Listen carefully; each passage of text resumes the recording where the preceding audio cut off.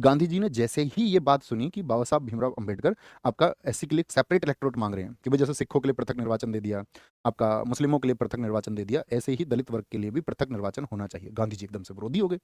गांधी जी ने कहा क्यों होना चाहिए, ये जो दलित हैं वो हिंदुओं का हिस्सा है, और इससे तो अगर तुम आपका दलितों के लिए अलग से डिमांड करोगे और अलग से उनके लिए पृथक निर्वाचन होगा तो वो हिंदुओं से अलग हो जाएंगे, और वो आपका हिंदू मतलब जो आपका वर्ग है उसका आप उससे अलग उसको ना माने, वो हम सब एक हैं।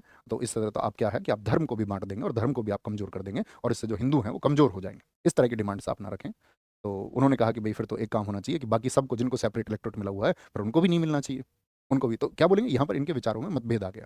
देखो कारण क्या थे उनके आने के। बाबा साहब भीमराव अंबेडकर जी का ये मानना था कि ये जो समाज में आपका छुआछूत जैसी चीजें हैं, यानी कि जितनी भी अनटचेबिलिटी जैसी चीजें हैं, अस्पृश्यता जैसी चीजें हैं, ये सब चीजें एक कानून बना करके जब तक दृढ़ नहीं होंगे तब तक इन सब चीजों को दूर नहीं किया जा सकता है।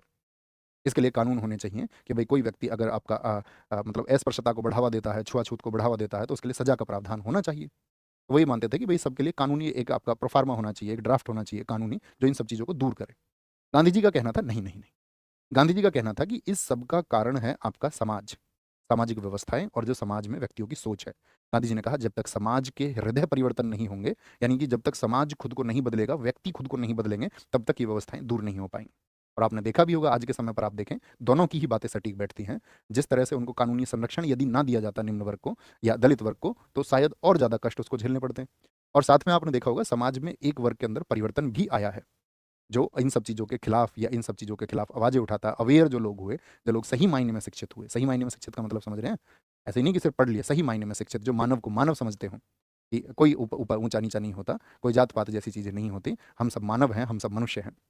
तो लेकिन दूसरा वर्ग आप कहेंगे, गांधी जी के पक्ष दूसरा भी देखिए, वह भी सत्य है कि जब तक समाज में प्रत्येक व्यक्ति अपने आप को नहीं बदल लेगा, आप कहेंगे भैया आज भी समाज में छुआछूत जैसी चीज़ें बहुत हैं।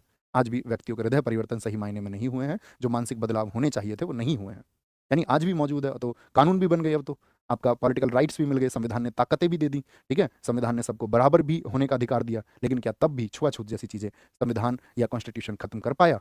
तो आप कहेंगे भैया यहाँ पर फिर गांधी जी का जो सोचना था वह भी काफ़ी हद तक सही था कि इसके लिए समाज का हृदय परिवर्तन होना जरूरी है, ठीक है। तो इन सब चीज़ों पर क्या हुआ, इन बिंदुओं पर असहमत हो गए। क्या बोलेंगे, इस वाले बिंदु पर क्या हो गए, गांधी जी असहमत हो गए। गांधी जी असहमत हो गए। अब वो समझ रहे थे कि यार कुछ ना कुछ सहमति बनेगी, कांग्रेस